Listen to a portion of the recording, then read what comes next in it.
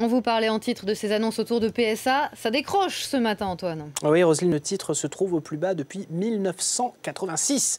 Un plongeon encore une fois impressionnant pour Peugeot, malgré quand même dans l'ensemble des annonces qui ont été faites ce matin quelques points positifs. Le chiffre d'affaires du troisième trimestre était quand même un petit peu supérieur aux attentes. Mais voilà, ce qui ne plaît pas au marché, c'est que l'incertitude demeure fondamentale et structurelle autour de l'avenir de Peugeot. Qu'est-ce que va devenir le groupe? Quels sont ses débouchés commerciaux? Quelles sont ses perspectives d'alliance avec General Motors? Pour l'instant, ça reste encore un petit peu flou. Il n'y aura pas de dividendes versés, donc de l'attrait en moins pour le titre en bourse.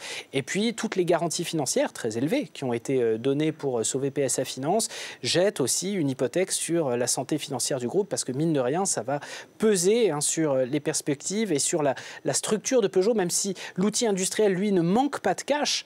Mais on reste en rate de perspective. Et c'est ça qui inquiète le plus les marchés. Ça pèse sur la tendance générale. Un petit coup d'œil sur le CAC 40 qui reste quand même en légère progression, plus 0,17%, 3412 points.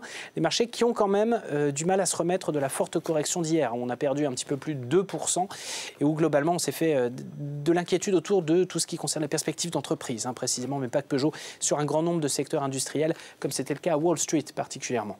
Un petit coup d'œil sur les titres qui montent. Michelin, plus 1,5% à 64,92 €. On reste positif sur le titre après les bons trimestriels qui sont parus hier.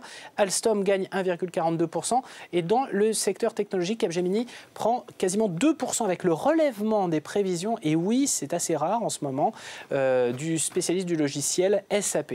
Et puis un petit coup d'œil sur ST Microelectronics qui gagne 2,7%. Un mot des titres à la baisse. Évidemment, le secteur auto avec Renault, moins 1,14%. Et Peugeot, vous le voyez, moins 6,6%. Mauvais résultat aussi pour Seb qui perd plus de 7% et Well Group quasiment 5%. Le CAC 40 donc quasi stable avec 3412 points au compteur, une hausse de 0,18%.